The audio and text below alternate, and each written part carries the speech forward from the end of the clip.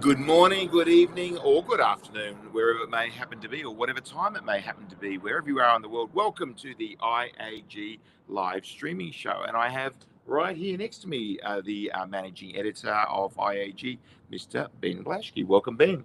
Thank you, Andrew. I'm glad to be joining from Las Vegas. Yes, Las Vegas, Nevada, in the United States of America. And we're here, of course, because of G2E.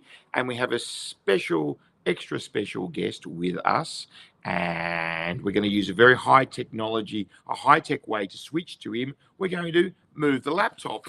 Corey Roberts, publisher of CDC Gaming. Hello, Corey. How are you? Doing well, Andrew. Corey, a man of many words. And, of course, I'm back in Macau supporting the show, of course, our inimitable studio producer, Oscar Guillaro. Come in, Oscar. Hello. So what time is it there, Oscar? 9 in the morning or something? 10. 10 in the morning. Well, it's 7 p.m. here, and we are celebrating the end of G2E. We've had a very, very busy G2E.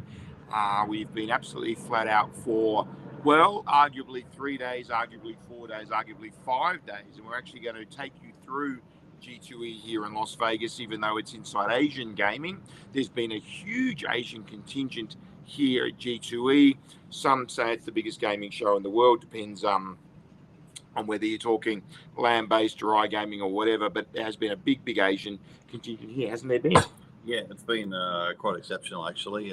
It's actually a really productive show for us. We ran into a lot of people, as you said, a lot of Asian contingent, a lot of the Macau operators, Philippines operators, ran into everybody this week, really.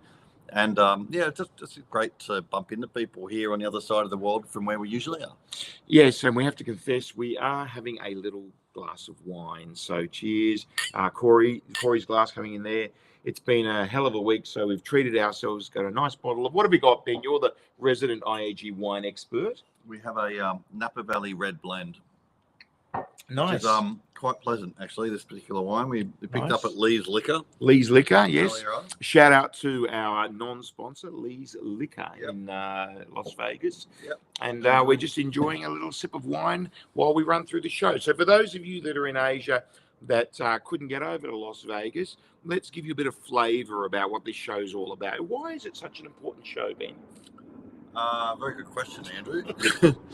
Look, honestly, it actually brings the gaming world together. Las Vegas has, traditionally, of course, Macau is the biggest land-based gaming market in the world, but Las Vegas traditionally, historically, It's sort of been the epicenter of the gaming world and still holds a very important place in the gaming industry.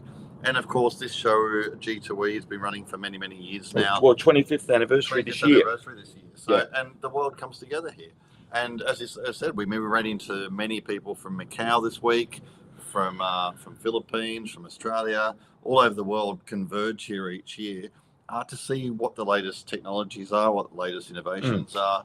And the head office of many suppliers, gaming suppliers right. around the world, are right here in Las Vegas. I mean, even Las Vegas Sands, who don't have any physical operations here in the USA anymore, but still have their head office here. So, I mean, there's still a vitally important place in the ecosystem.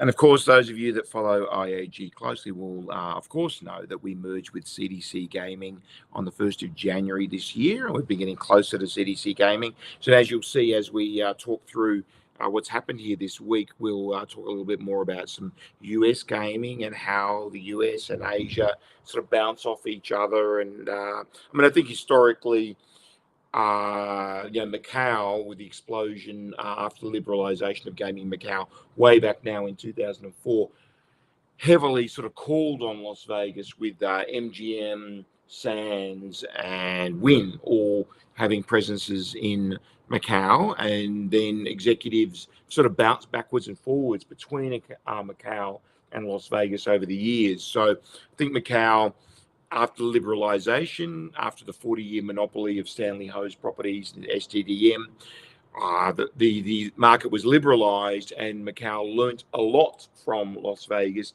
and Australia too, and a few other Western countries, but particularly the US and those three big companies that were based in Las Vegas.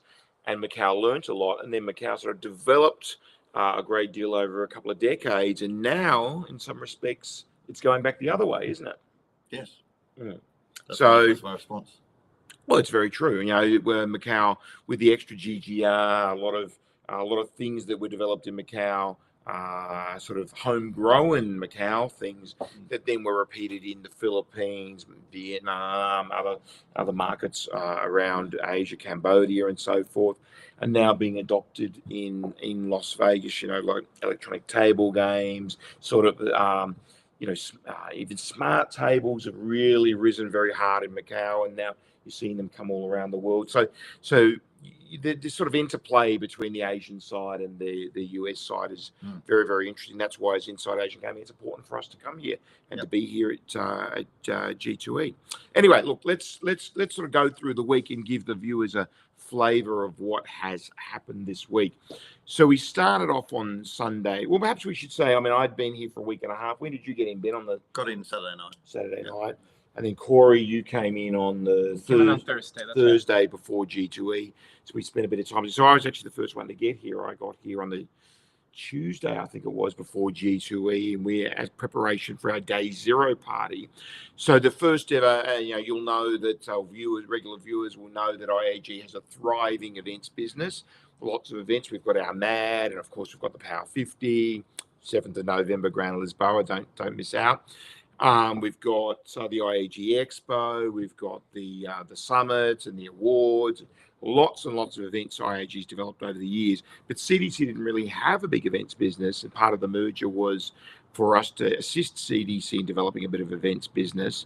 Perhaps, Corey, I might just use my high-tech maneuver to bounce over to you. Perhaps you can talk just for a little bit about, CDC events and, with the merger, your sort of excitement or whatever you think, from your point of view about building a CDC events business. CDC having always been a very strong editorial business, but now having an events business, how does that feel for you? It feels really nice because our kind of unofficial tagline, might become official, is that we've been gathering the industry online for years, and now we aim to gather it in person. So with CDC events, we were able to expand our capacity. Previous years, we had a rather small venue. It was more a gathering of friends. We've been doing that for about 8 years now. So finally, to be able to, with the partnership with GGW, to kind of expand the attendance and the organization efforts that Andrew has brought to the table, it was really amazing to see it all come together. And that's just our first official CDC event under that branding. And I really look forward to what's to come in 2026, because if that's what we can do with our first event with, you know, nearly 150 guests, then what can we do in 2026 when you know, we add another event or two to the calendar? Yes, so we've been working closely together on CDC events, so that's going to be very, very interesting to develop that business. And the first event was the Day Zero party. So it was held at Resorts World Las Vegas at the Alley Lounge on 66, which is a beautiful venue, wasn't it, Ben? It was really nice. Spectacular. The views of the Las Vegas Strip are amazing. In fact, I'm from all sides, really. It's sort of a 360 view just about. You can see all sides of Las Vegas, off to the mountains, and yeah, great venue. I mean, the feedback was exceptional. People just love the venue. Beautiful. Yeah, I think a lot of people that went to that had never seen an event like that before. I mean, I think people don't understand how good our events are in IAG, and I think perhaps some of our IAG people are a little bit spoiled now because they sort of get a bit blasé. Oh yeah, that's what an event is now. But so the Las Vegas people were really there was a high level of surprise about how good the event was and how good the venue was, the food, the organisation, everything went really smoothly. I think it was great. And deservedly so, because I think the the 10 women rising in gaming that is sort of part of that event, and presenting the honorees for that is really important. And partnership with Global Gaming Women is really important. So I think the event deserves a great venue like that. So I think we've delivered that, which is great. Well, that's something that CDC, that you Corey and Reg Behe, one of the lead contributor for CDC Gaming, had developed. So there's this partnership between CDC and GGW, Global Gaming Women. It's been going for a few years now, and they determine the 10 women rising in gaming each year. And you can see the picture there of all of us, the 10 women at the front, a few of us up the back. There, 17 people squeezed onto that little stage. It was great. And you can see coverage of those 10 women. I mean, we do work in a very male-dominated industry, and it's very, very nice to acknowledge some of the great work of women in executives. And it was just a great party. All 10 of the women made it to Las Vegas. I think, obviously, with G2E being the next week, they were planning to be in town. It was great to have all 10 of them there. So I don't know, Oscar, if you could scroll down a little bit there into the story. Just scroll down a little bit so you can see scroll down so you can see the view. So that's the view during the daytime. We took a shot there, but at night that view is really spectacular. And there are the trophies for the 10 women. Just keep going down, Oscar. Let's look at a few of the pictures of the venue. Just keep going down, Oscar, for everyone. Yep, there was the bar that it was at. That's Carlos Castro. He's the property president of Resorts World Las Vegas. We're very delighted to have their support. Keep going. And there are some of the people at the party. Keep going, Oscar. There's Corey, and on Corey's right as we look at it, his left as he's standing is Pamela Buckley. Pam is the executive director of Global Gaming Women. There you go. So try saying that 10 times fast. And then on the far right there, or left as you look at it, Brandy Ellis, who is the MC. And that was one of the recipients. Remind me, Corey, of the name of that recipient. It was... Lana? Yeah, is that Lana? Yeah, that is Lana. Yeah, Lana Rivera, nice lady. Lana works at a tribal casino. One of the tribal casinos, yeah. That's something we'll talk about a little bit later on. All right, well, let's move on to the next story, Oscar. So that was Sunday night. And then what happens with G2E is on the Monday, it's not an exhibitor's day. The exhibition itself starts on Tuesday and runs Tuesday, Wednesday, Thursday. But the educational part starts on Monday. So here's a story from CDC Gaming, our US partners. And a big sort of theme, I guess you would say, of this week was remembering Ernie Stevens. And Ernie Stevens very sadly passed away just before the show. He was the chairman of the Indian Gaming Association and was such for 24 years. Is that right, Corey? I think that's right. Yeah, he joined in that position right at year 2000. So yeah. So, And CDC worked with IGA, the IGA, Indian Gaming Association, and that's something that's a big difference between Asia and the US. The US has about 1,000 casinos approximately in the US. I think it's 992 or something at last count, and about half of them are tribal. And half of them are commercial. Perhaps you could, Corey, just give us a minute on explaining the difference between a commercial casino and a tribal. I mean, some of these tribal casinos are huge. A lot of them are very small as well. Yep. Some of them are huge, and they really make a significant part of the industry here in the US. That's right. Well, certain states have tribal casinos. They form pacts with each individual state, which determines how they can operate and what certain amount of revenue is shared for local benefit. And wow, have tribal casinos changed under Ernie Stevens' chairmanship. I mean, year 2000, the tribal casinos, they were around, but now we have tribal casinos that are rivaling casinos in Vegas. So it's really been interesting to see them grow up along with Ernie Stevens. So it's going to be huge to have a new chairman from a transformative era prior to that. So he was somebody that really took tribal casinos from sort of small, I don't know, backyard sort of things, you might say.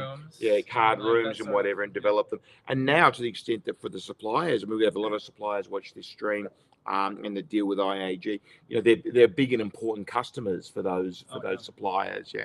All right, well, let's move on. So anyway, Ernie Stevens, big shoes to fill. And that was a theme of the day. Now, moving on to, well, we've listed it there as Monday. Ben, you wrote this through. This was quite interesting because it seemed with the passing of Mr. Adelson that perhaps Sands would go into the online gaming world, but that's not how it's worked out, Ben. Well, they had a dalliance in the online gaming world.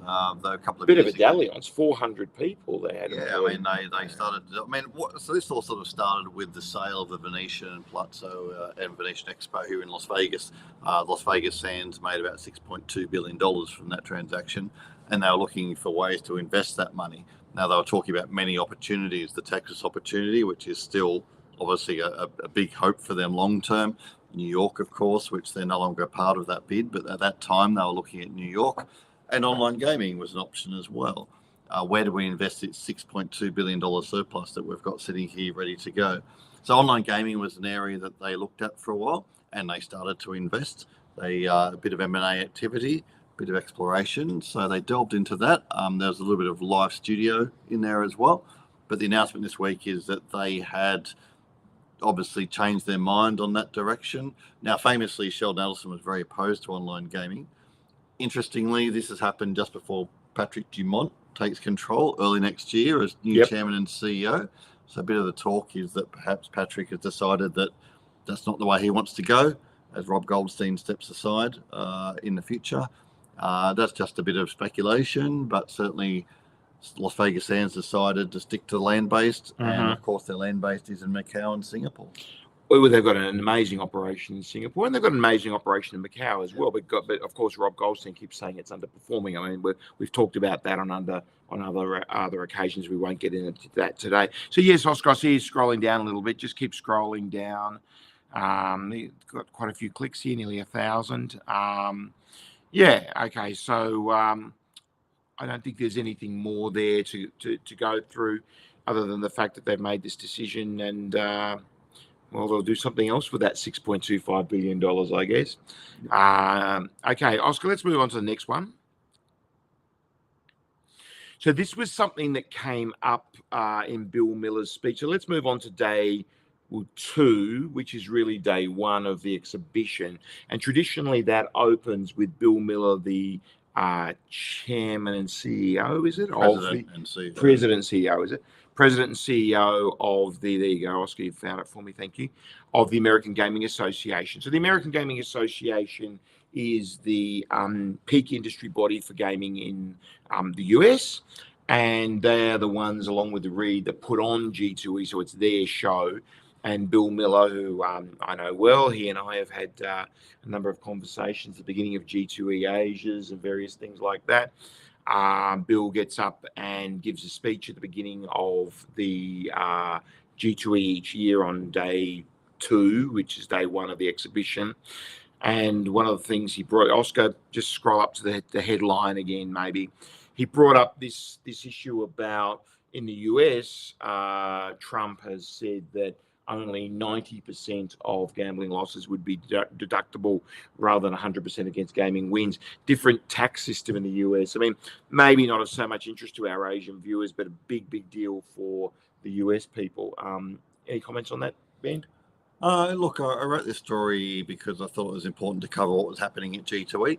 And this is obviously a big issue in America at the moment, and particularly in Las Vegas, because effectively it means that any player under the new law that would come in on the 1st of January, any player who breaks even, for example, if you're a professional player or casual player breaks even in your gambling, you would still be paying tax despite the fact that you broke even. Seems very unfair, doesn't it? You win $1 million, you lose $1 million. You pay tax on the million, you get a deduction for the 900,000. So the net's 100,000. You pay tax on 100,000, even though you didn't win 100,000. Exactly. So that's sort of a bit of an issue here. And look, I just thought this was quite an interesting little angle, and I really wanted to cover what Bill said in his talk, because I thought it was important as part of the general G2E week, a bit of an introduction to the week, and of course as part of the CDC now, I think it's important to cover the US a little bit. So yeah, I just thought it was interesting.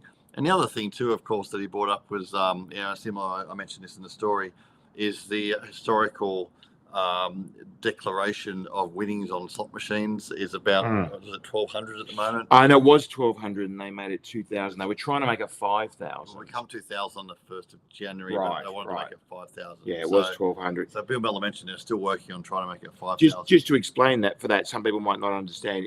If you win a jackpot, or actually even if you don't win a jackpot, just an amount of $1,200 US or more in the US in a casino, they will not give you your money until you fill out a form. I don't know, Corey, if you know the number of the form, but there's a form. It's a tax form, and it has to be declared.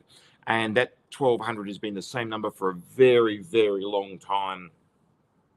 I remember coming here, I want to say it was in the 90s and it was 1,200. Maybe I'm wrong, but it seems like a very, very long time. It's been 1,200. So they were arguing that it should be increased to 5,000. They lobbied, and they got it increased to 2,000.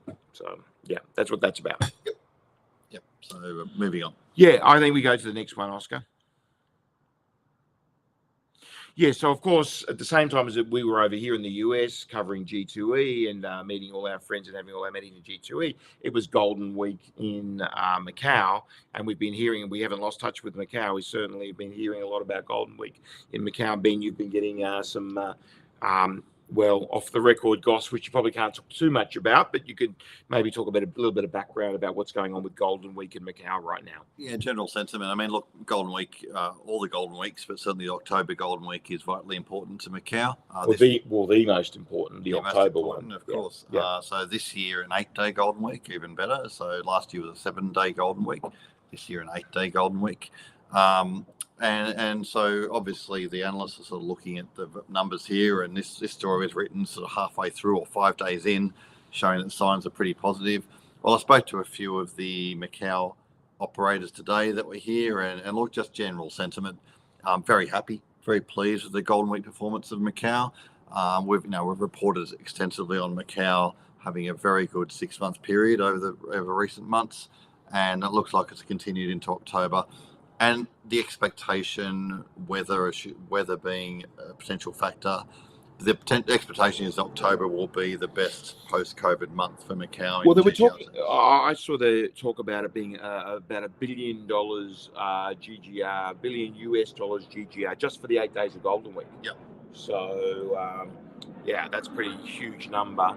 And the best month post-COVID would have been not September because it was down, but August, right? Was it 2.7 or something billion US? Around that level. So we're looking at getting up towards the 2.9, I guess, for the current month. Wow. Obviously, this time of year there are typhoons, so things affect. But I asked someone today about the typhoon. There was a typhoon impact a couple of days ago during Golden Week, but minimal. Casinos did not close. I've heard that it was not, irrelevant really for the casino operations. I'm not too concerned about that. So yeah, very positive from what we've seen. We'll guess we'll find out the actual numbers soon. We will. All right, let's move on. Next one, Oscar. Well, this was a great story. We had a chat with James Mader today, didn't we? And nice guy. And there's a big change coming for him and his company. Perhaps you could just tell everyone about it. Yeah, I mean, this story was broken probably 3 months ago, roughly, that GLI is going to be sold to CVC, a private equity company. We don't know the price, but I'm sure James is very happy with it. Sat down with James 2 days ago for a nice one-on-one chat. Lovely guy. Now that the sale process is basically confirmed, it's really with the regulators now. A lot of regulators, because they're in 710 jurisdictions globally. So, 710 jurisdictions. Yes. Imagine going through the regulatory processes there. Oh my God. James thinks, roughly, he just said 1/2 26, because who knows when exactly that will actually be finally confirmed. But it's going to happen. So I spoke to James about this, what it means for GLI. James, of course, will continue as president and CEO. Well, I think that was one of the points he wanted to get across, wasn't it? Because I think it was incorrectly reported that he was going to retire, but he's not. Yep. He's going to stay on as CEO for a number of years. So I think that's important to James, because one of the things he stressed when I sat down with him is that for GLI, it will be business as usual. New owner, but business as usual. So customers, clients need to know. And he'll be running the company, which he has been running the company. So it should be pretty much the same. Yeah, he knows what it is. Executive team remains the same. So operationally, I think James is very adamant that things need to continue. They need a bit of a surety for their customers, for their regulators. But really interesting. I mean, James spoke very highly of how this has all progressed and what it means for the company moving forward. And interesting, obviously it's a change, and James, I'm sure, could sit in the Caribbean and enjoy a cocktail or 7, but he's continuing on. Yes, I mean testing. I mean, it's GLI is the world's leading test lab. I think it's pretty safe to say, and it's very important to suppliers, which are very important to casinos, which are very important to players. So ultimately, GLI plays a really important role in the industry, and it's been, I don't know, what is it? I mean, you probably had it in your story, 30-something years? Well, we wrote a story last year on the 35th anniversary, so we're at 36, approaching 37. 36 years, and I think the fun thing in your story was that the company was started with $12,000. James put in 10 grand, and his partner put in 2 grand, and they've never had to borrow. They've never had to borrow from that 12 grand. So they had never had any debt. They leveraged that 12 grand and built on that 12 grand, and seems like a pretty good investment. I don't know what he sold it for, but I'm sure he sold certainly. There's no doubt it's millions, but how many millions, we will maybe one day find out. Let's move on. What do we got next, Oscar? I will leave you to talk about this. Well, Andrew, I'm in the story. Yeah, you moderated a panel session yesterday, our time, at G2E, the Wednesday, the middle day of G2E. A great panel session, very high-powered session. Of course, your guests were Kevin Tan, chairman of... Maybe Oscar, you can scroll down to the picture. There's a picture in there.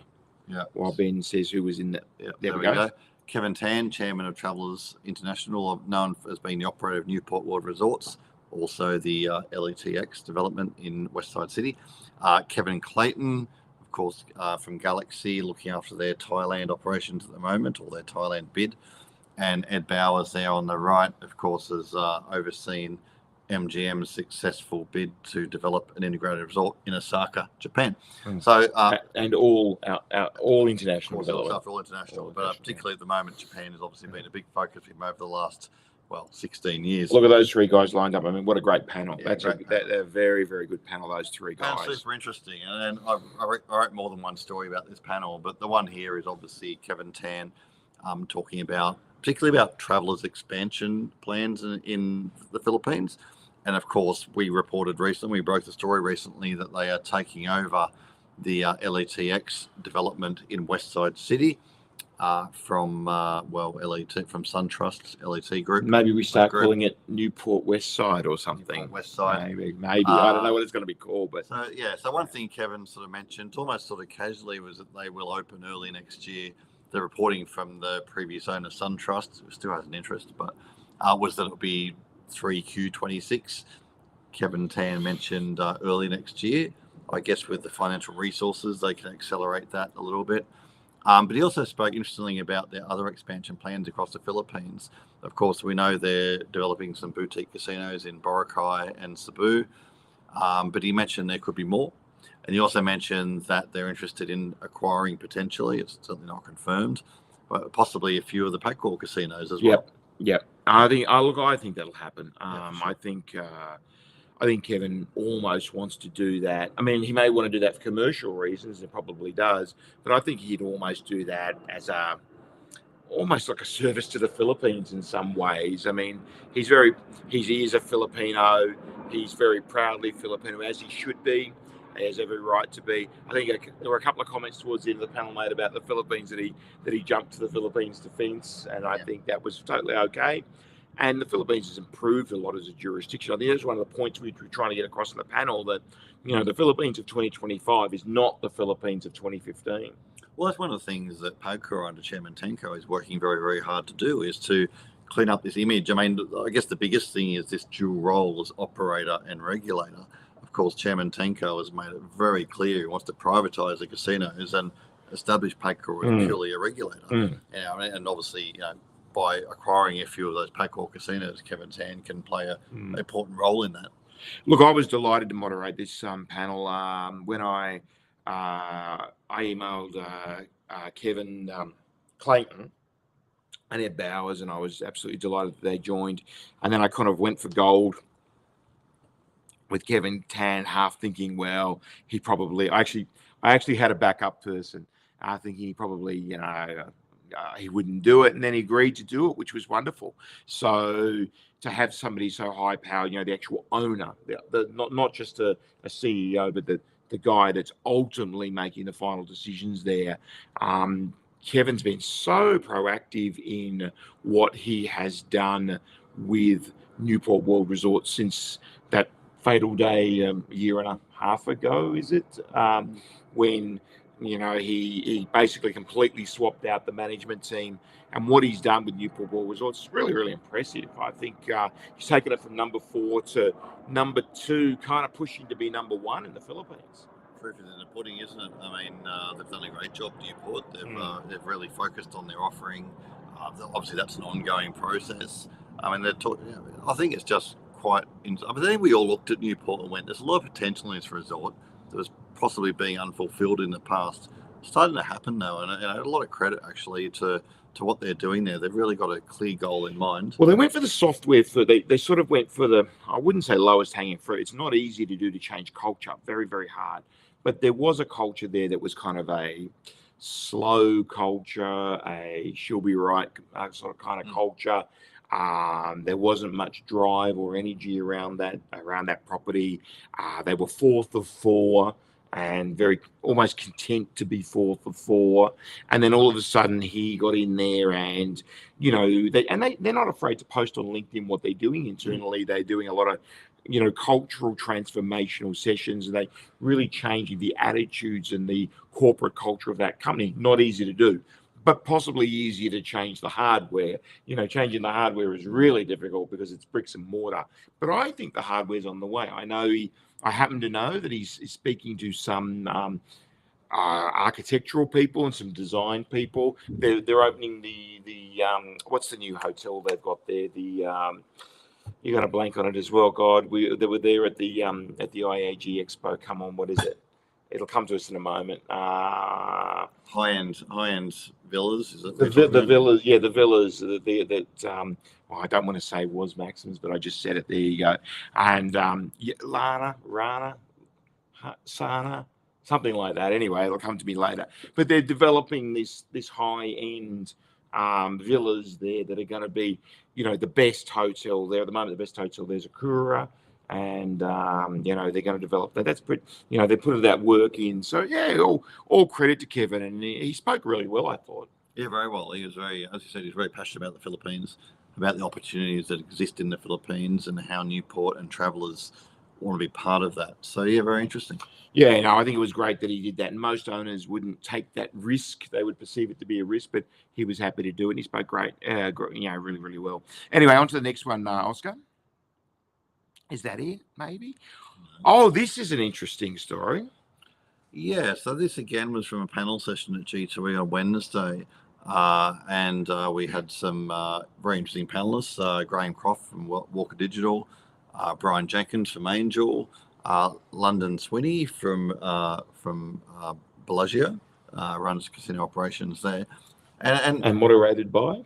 Moderated by Marlon Gandy from Tangan Systems, who also had some interesting insights himself as a moderator. So he had a lot of insight into, general operations and optimization of casino operations in globally.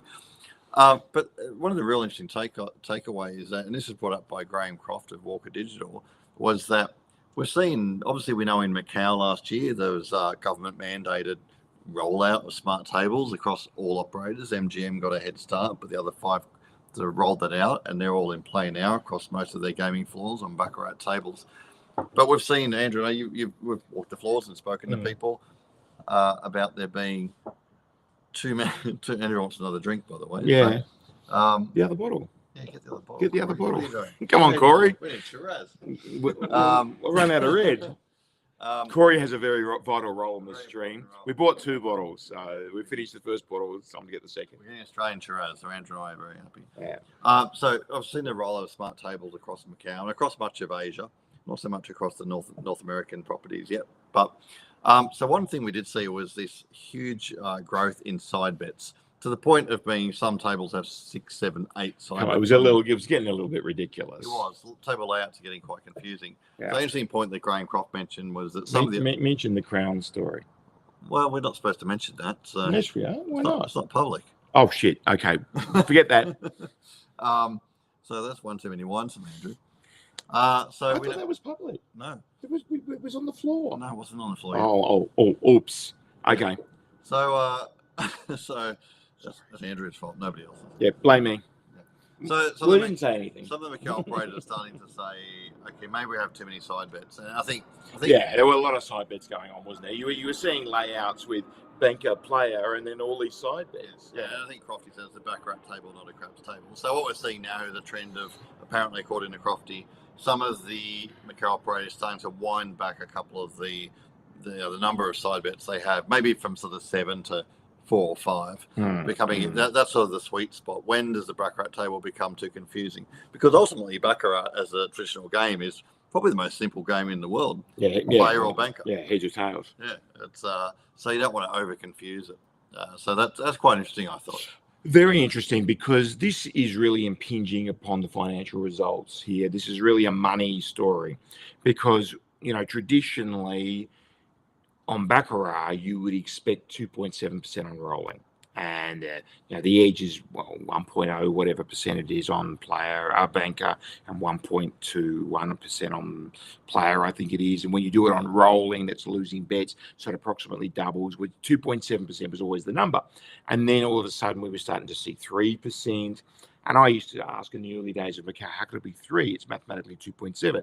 And then people would say, well, we have a lot of people bet on tie, and the edge on tie is obviously higher. So then some of the junket rooms were getting 3%, and then all of a sudden, people with smart tables, it allowed them to think about other options and other side bets and creating other side bets, and 3.1, 3.2, 3.3. All of a sudden, this number was getting higher and higher and higher. And Marina Bay Sands recently put their theoretical to 3.7, which is amazing. From 2.7 to 3.7. Well, 1 on 2.1, 10/27ths, whatever that works out to be. And we'll see that in Macau soon. That'll start happening in Macau. So basically, Baccarat becoming much, much more profitable for the operators, and I think. All of this is about these more profitable side bets. You plaster a layout with so many side bets because you're so, let's call it, greedy. And then all of a sudden, players start going, hang on, I'm not playing Baccarat anymore. I thought I was playing Baccarat. And it's important not to lose sight of what it is actually that you're offering. So I think this is a really interesting story, and I think we have to get the balance right. And Baccarat is obviously such an important game in Asian gaming. It's by far the biggest game, and we can't mess with what is really a cash cow for our industry. So I found this very, very interesting. Yeah, I mean, I did too. That was sort of my takeaway from the session as Corey grabs Andrew's glass to give him some Australian Shiraz. Just bring the bottle. Yeah. Just bring the bottle out and we'll open it here. Don't mess it. Oh, long story? Okay. Oh, he's done something in there. All right, let's move on to the next story. So I think is that the last story? No, there's a few more. A few more. Oh, no, there's not, because we've got the photos from the floor. This is probably where we need you, Corey. But maybe not. So what we've got here for you is quite interesting. Is we've just got in CDC Gaming actually. CDC Gaming has just taken 10 interesting photos each day. There you go. Thank you, Corey. Very nice. I'm reloaded up. But 10 interesting stories from day 1 and 10 from day 2. You don't have the 10 from day 3 yet, I guess, right, Corey? Because day 3 was today, or has been uploaded? Yes. Oh, well, maybe we can do that too if Oscar can find them. So, Oscar, maybe in the background, you could be trying to find in cdcgaming.com. I will try to send it to you. Oh, there you go. Corey's going to send you the link, Oscar. So maybe you can get that. So we'll run through.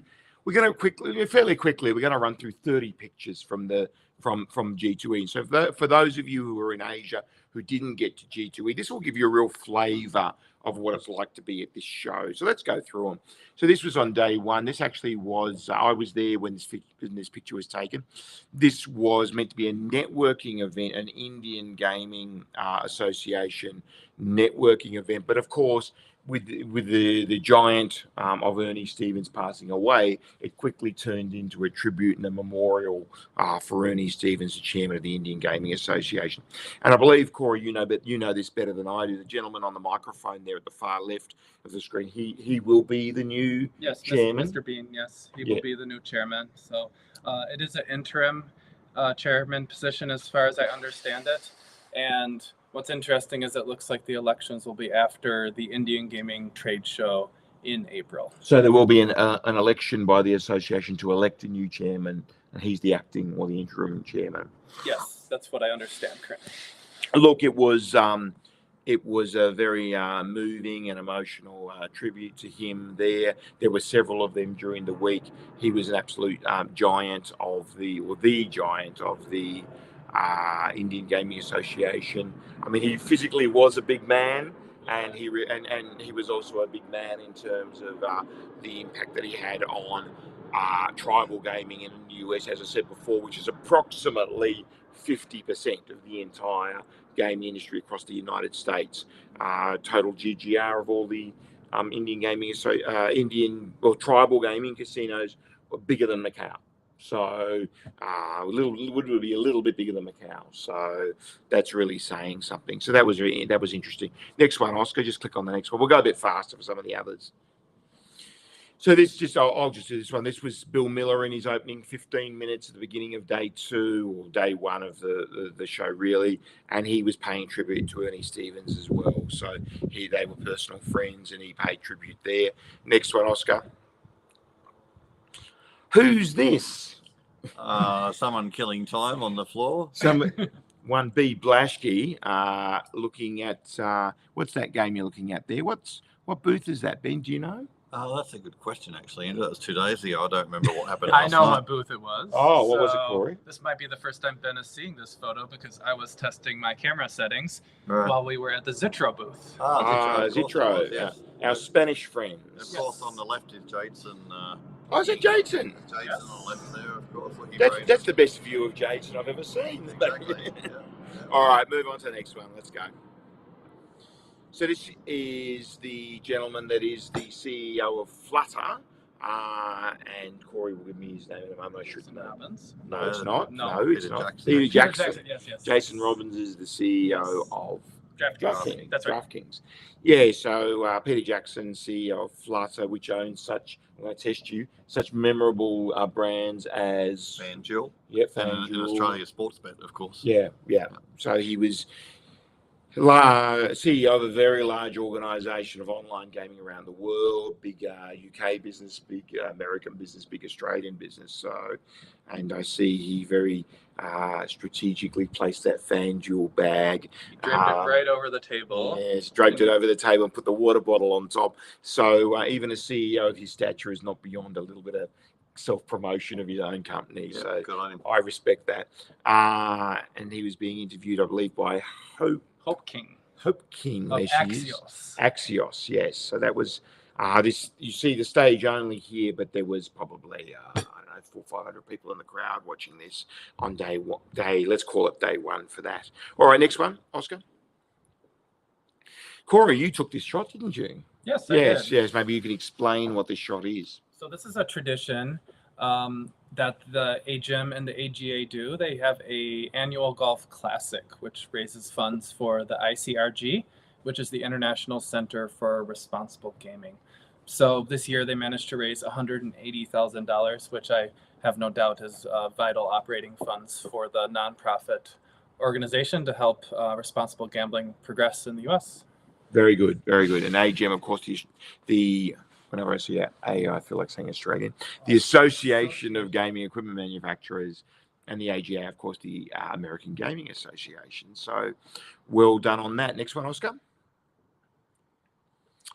So this is so Monopoly was a big deal at this show. Yeah, Yes. Aristocrat launched. Yes. Well, Aristocrat for the slots and Galaxy Gaming for the tables. Corey, this is one for you again. Yes. So this is an interesting development in the U.S. gaming industry. Hasbro, which is traditionally a toy company, has kind of opened the floodgates on gambling deals. They didn't just announce a slot deal. They didn't just announce a table games deal. They announced both at the same year, which no doubt was strategic timing. So here is Aristocrat. They had a golden bank vault that they opened, and behind was the Monopoly slot. So yes, and the CEO of Aristocrat Gaming. Aristocrat? Yes. Yes. Starts with an H. Good question. It was. Yeah, anyway, he was introducing this, and quite interesting their development. I mean, Monopoly probably the number one board game in the world, I guess. So I mean, we're really recognisable brand and great IP for Aristocrat to pick up. So yeah, very, very good. And that was a sort of a leading thing that happened at the show, along with Galaxy Gaming doing the table game version of Monopoly. All right, next one. Corey. All right. So this was a part of a panel at the end of the first day of the trade show that Jason Giles is speaking in remembrance of Ernie Stevens. So it was really felt all around the show. It wasn't just one panel and then we were done. I mean, Ernie Stevens had such a big effect on the organization, and the Indian Gaming Association trade show in the end of March and early April. I mean, it's 8,000, 9,000 people, but Ernie Stevens, one person, his presence was felt throughout. So it's going to be very different when we get to 2026. Right, and this gentleman is the executive director of Yes. the Indian Gaming Association. So Ernie Stevens was the chairman of the board, and this gentleman was effectively, I guess, the CEO, as executive director. Okay, next one, Oscar. So here's a shot of AGS, new logo for AGS. Yes, the bolt. So yeah. you can read at the top there, they have "Rock the Bolt." So Okay, very that's good. their new slogan, and they did a refresh, really emphasizing that lightning bolt as a part of their logo and made the letters match. And shout out to Kimo, the CFO of AGS, who also the owner of Public House restaurant, where we've been having breakfast every day, which is great. Best brunch in Las Vegas. Best brunch in Las Vegas. Go see Public House, PUBLICUS, and that is not paid for. No. That is because they were good. Okay, next. Yes, Bomberman. This is your generation, Corey. Yes, Bomberman. this is one I'm very qualified to speak on. Anybody who had a Nintendo or a Super Nintendo growing up probably had Bomberman or heard of Bomberman. So the gist of the game is you wander around dropping bombs and try to be the last man standing. So in Bomberman, the gambling version, it goes along similarly, and it's going to be a very competitive slot. I'm sure there will be it'll be very fun to play with your friends. You can see there's multiple positions. People can stand around the table. It's a very interesting snag by Konami. Yeah, really interesting way of doing a game, isn't it? It's not an upright. It's inspired by the fish games. It looks the fish like games. Yeah, the fish games with the flat surface. Quite Right. interesting. So anyway, next one. A lot of interesting stuff at G2E, and here's a picture of Brian Christopher.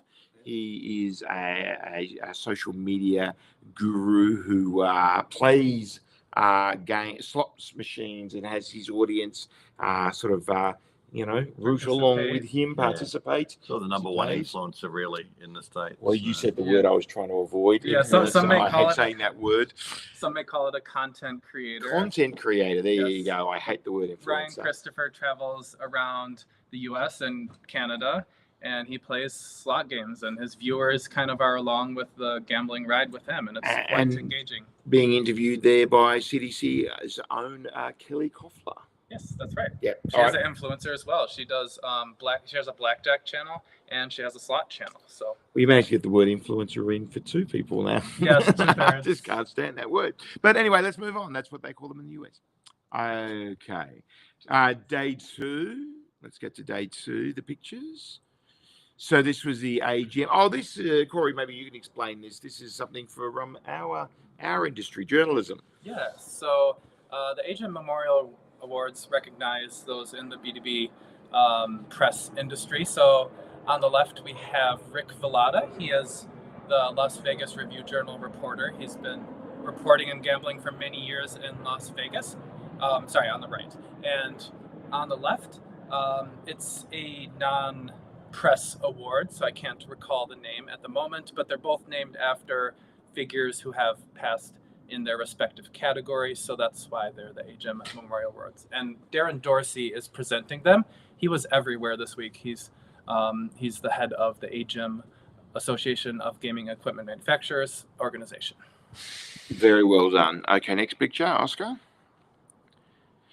So this is a donation by Every and IGT to a charitable organization called Monday's Dark of $10,000. I think that's pretty self-explanatory. Well, sort of. It was in honor of IGT coming home. Quote, oh, right, so right. IGT will become a Las Vegas company again after traveling the world a little bit. It had its European vacation, and now it's in Las Vegas. So they honored it. They had the Las Vegas mayor, and they donated to a nonprofit Monday's Day. Yes, I think this is going to be a thing we see more in 2026. IGT trying to reestablish itself as a US, as a Las Vegas-based organization after, as you say, its European holiday in Italy. So, and of course, there's the Every merger as well, which is yet to really play out. I think we'll see how that plays out over time. Yeah, it closed a while ago. Yeah, it closed a while ago, and we've got to see how that's going to play out. All mergers, as our organisations have been through, all mergers are a little bit different and take time to settle down. So we'll see how the Every IGT merger plays out. There's Ben assessing my wine. You said that the Shiraz was not good. So I didn't really like that. All right, we'll move on from that. We'll move on, yes. Yes. Okay, next. Well, there we go. There's Grace. Grace Tan, the booth attendant, or what do we describe her as? Hostess. Event specialist. Oh, event specialist. That's what we call her. That's what her badge says. Right. And she is a senior at the UNLV Hospitality She is. School. I'll repeat that. She's a senior at the UNLV Hospitality School. So she's not just some random person we picked up. She's somebody that is an events person. Obviously a young lady that's been manning our booth at CDC Gaming. And we had a great position actually for the booth. It was only a small booth, only a 10 foot by 10 foot, but I think next year it'll be 20 foot by 10 foot. Yes, feet and inches in the US. But it was a great little booth. We had a great location, didn't we, Corey? Yes, we did. It was right by the dealer championships, which we might talk about a little later. But there was a huge setup with many table games, tables, and the dealers competed for 3 days of the show. So there was a lot of traffic. I felt the media zone meshed with the layout a little better this year. They kind of established that last year, And this year, I think they kind of figured out how to make it work in the overall show layout. Yeah, and the dealer championships will be, I believe, right now, a story as we speak is being written about that by That's right. Buddy Frank of CDC, and Ben will pick that up in IAG. And it was fantastic. And for those of you looking for an Asian angle here, Michael Clifford was a leading light there at the dealer championships. Michael Clifford, of course, a very popular gaming guy that operated in Wynn in Macau and is now working for Caesars in Las Vegas. Yep. So Michael, it's great to see him this week working the dealer championships. Correct. Yes. All right, next one, Oscar. Well, here's more Monopoly. I think we'll skip over this pretty quickly. This was the Galaxy Gaming table version of Monopoly, and there's the Monopoly man, of course, who never had a monocle. There's a story behind that, but we'll leave that for another day. Next. This is the Every IGT booth. So Every and IGT were together in a booth, and this is just a nice shot from there. A very busy booth there at while that shot's being taken anyway. Next one, Oscar. Incredible Technologies, a CDC client, I believe. Yes. Yeah, Incredible Technologies. Based in Chicago. Chicago. Yes. Very good. Next. Gasser chairs. Interesting, they're people forget about something as important as chairs, but in fact, chairs are incredibly important to the gaming industry. It's not just about supplying slot machines and technology. Something as analog as a chair is damn important. The comfort of a chair, and every slot player has a chair. Every table game player has a chair. Every single person playing in the casino has a chair, and getting the chairs right is a really important part of the gaming industry. And I find them very useful when I want to sit down. Ben, with great insights as always, Ben, from our managing editor. Next, Passport Technology. I don't know this company. Must be one of yours. Corey, tell us about them. So Passport Technology has kind of upped the kiosk game a little bit. So when you go to a casino, there's of course slot machines, table games, but also when you want to access your loyalty options, you go to a kiosk. So they kind of made it very modern. The touch screens, super responsive. The graphics, they're kind of signatures, that orb over there. So it kind of is a part of their machines, and it draws players in, I suppose. It's over there on the right side, the orb. It's a little hard to see because the booth is kind of inside, but yes, that is what they do. That big white thing on the right, yes. The orb. Very good. Next one, Oscar. So where is this? This looks like Sega Sammy. Because it's got Railroad Riches right there. There you go. Very successful game in the US, Corey. There you go. Ben's teaching you, Corey, about US games. There you go. Yes. So Sega Sammy, an IAG client. Yes. Very good. Okay, next one, Oscar.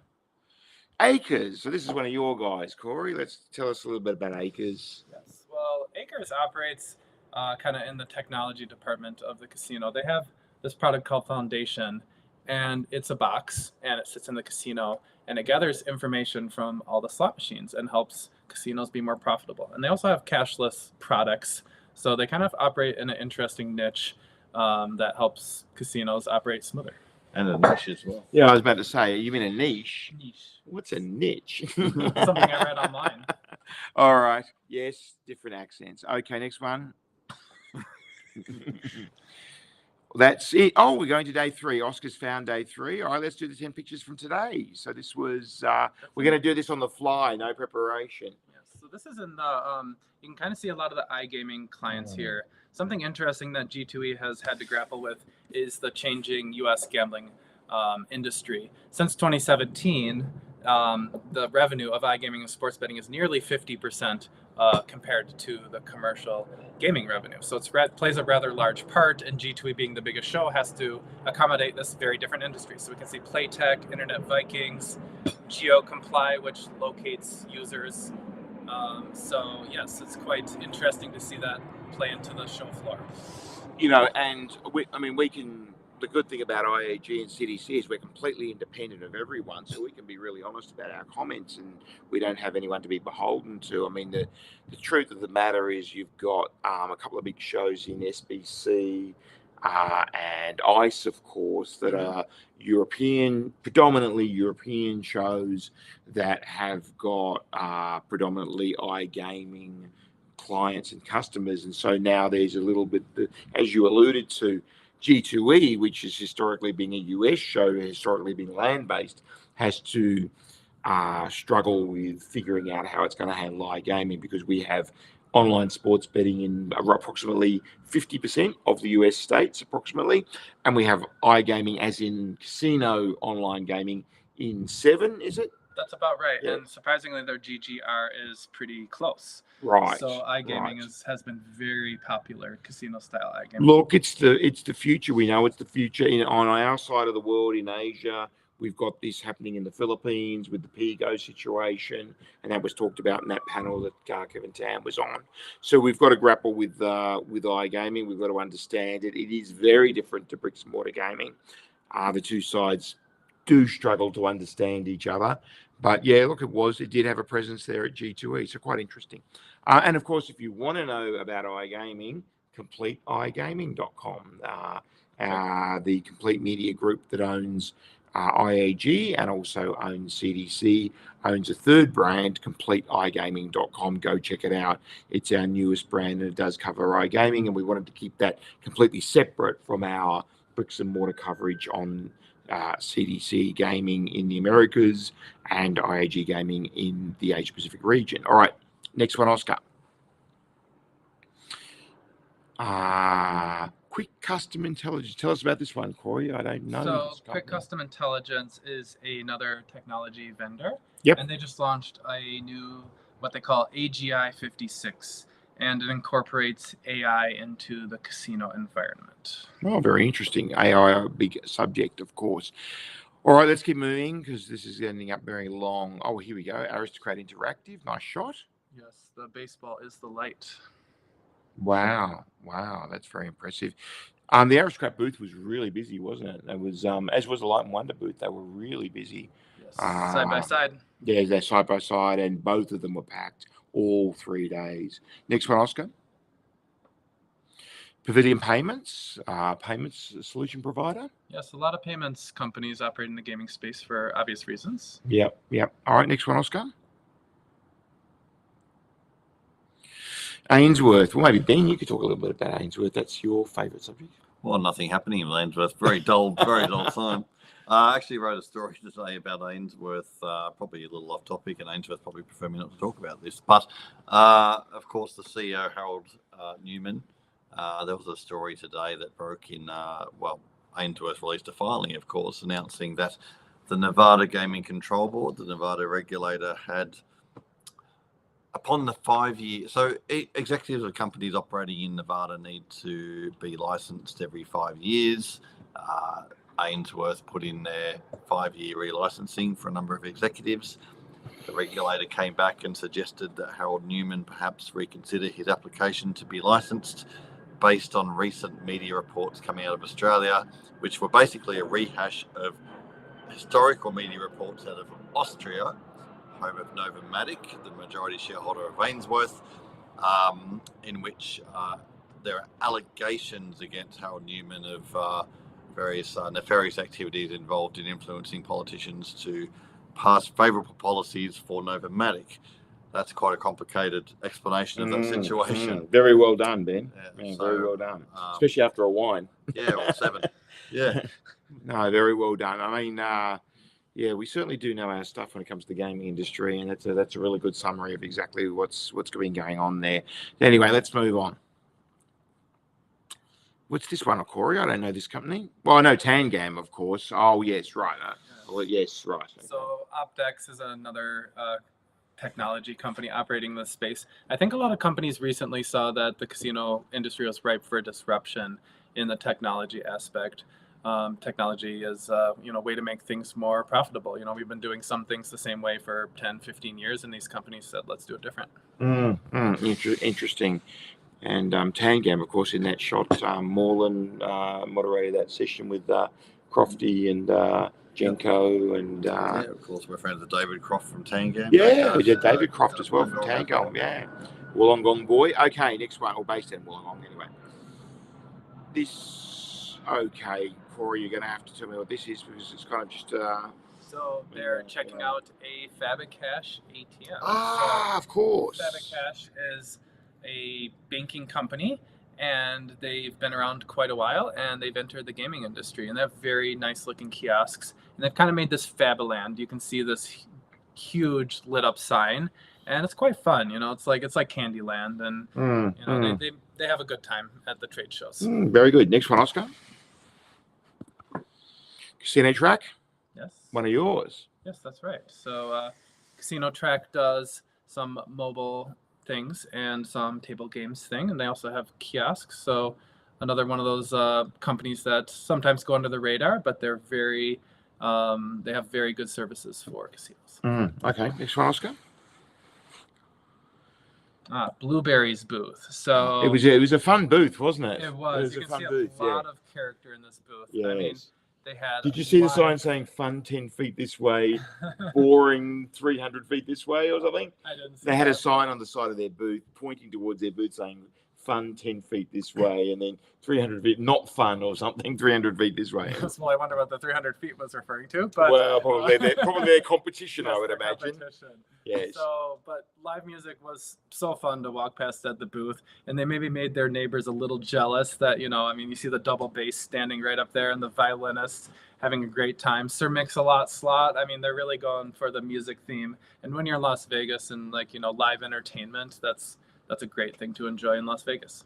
I even like the font of the Blueberry. They like their Blueberry name. It's kind of a fun, whimsical font. Yeah. So yeah, they're doing a good job by Blueberry. I think they should become one of our clients. Okay, next. JCM Global. So JCM Global always has new ways of showing their signage solutions for casinos. So one thing about the signage is it's hard to photograph in real life because as you can see through it. So it's rather impressive in real life, almost like 3D graphics popping up in front of your face. Very good, JCM. Okay, next. We must be getting near the end. That is the end. Wow, what a long... I believe that we've now hit the record as the longest live stream ever. But that just goes to show how much was going on at G2E. And if any of you over in Asia have been wondering why we've gone missing, well, it's because it's been so busy over here. Perhaps we could just wrap up. We're nearly done. But I would like to ask each of you fine gentlemen to just give me a little bit of your thoughts on G2E in terms of what you thought the most interesting thing was, or something that really stood out to you, or something. What's a bit of a takeaway from G2E? Start with you, Ben. Look, the thing that I think is quite interesting about G2E is that there are so many of the Asian operators here. No, of course, all the suppliers are pretty global, but the operators are all here. We know all the Macau guys were here, ran into a lot of them. Philippines guys, ran into the Okada people, ran into Newport people. In Macau, I was talking to Tom Borman from Galaxy today. They're all here and looking around, and it's really that demonstrates the global nature of G2E here in Las Vegas. Yeah. So for you, it was the globalness of the show and the globality. Globality. Is that a word? I think globalness. I think Ben. That's the Seven Wines. Globalish. Globalness, I think is the word. But yeah, look, seriously, it really was. And every event we went to events at night. We didn't even mention some of the events that we went to at night and so forth. As soon as we walked in, you're on the other side of the world, but there's someone straight away. Yeah. And it was as I was walking up and down the show, you're bumping into people I ran into Roger Lewin today from COD Manila. Roger's flying back tomorrow. Just one example of people. What about you, Corey, from the US aspect? I mean, you're an American. You've been running CDC for a long time. You've been coming to this show. You probably know this show a little bit better than us. We've been coming to this show for a long time too. But for you, it's really your bread and butter. What are your comments on CDC this year? Yes, well, I've been noticing their polishing aspects of the show. The media room, they last year moved closer to the trade show floor, which was nice. It made it a lot easier to get. I noticed in my step count on my band that I have fewer steps because I'm not walking all the way through the education panels to the media room. So that's been nice. And likewise, the media exhibitor section I felt was better integrated into the show floor this year. Our booth got a lot of traffic. They're kind of figuring out how to take advantage of the floor space because the Venetian Expo's a very open hall. So you have a lot of space, but you have to do something with it. And the dealer championship was a fantastic idea. We were right by that, and we got benefited greatly from all that traffic, and so did all the other media companies in the section. So that was great to see. There are other media companies? Other media there aren't any other media companies other than that. No, for me, in all seriousness, everyone, if you've made it all the way to the end here, well done. I think for me, I'm going to say something that is both a negative and a positive at the same time. There were less people at G2E this year than in previous years. There was definitely less foot traffic. There were less cars in the car park. It still was packed, don't get me wrong. It still was a very, very busy show with lots of people here. But there were fewer, I'm sure the head count, they won't make a big deal out of this year's head count because I'm sure it was 10, 15, 20% off from previous peaks. Having said that, I think that there were better people here. There were higher quality people here. I spoke to one major exhibitor today, who shall remain nameless, and they said to me, we've actually sent less people to the show, but we actually have sent, we've just culled the people that we figured out don't need to be at the show. And so we've sent the people that really do work, that really do get the job done. So I know from our point of view in our company, IAG and CDC, or Complete Media Group for the group, it was actually our busiest G2E ever. It was actually our bit. We got a lot of business done. There are things that we will be introducing in the next 6, 12, 18 months that originated from this show. And I think it was fantastic. Perhaps a little bit of that is our company continuing to mature and to grow. But I think this show was very, very valuable for our company, even though there were a little fewer people here. Still a lot of people, but a little fewer. It wasn't quite the mayhem of previous years. So a little bit more quality over quantity is the takeaway that I sort of felt from the show. Yep. So, okay, that's it. Well, that's been a very long stream. But there was a lot happened at G2E, and I think it was great for us to sit down and sort of do a debrief over a glass of wine and what happened. So thank you to Ben. Yep. Thank you, Corey. Thank you, Andrew. And we'll give you a little wave. Okay. So thanks to all of you for tuning in to the IAG Live Streaming Show. We will be back next Friday.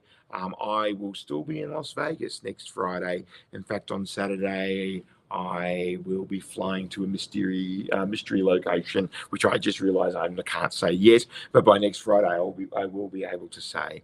So thanks for watching and have a great weekend, and we'll see you next time on the IAG Live Streaming Show. It's bye for now. See ya.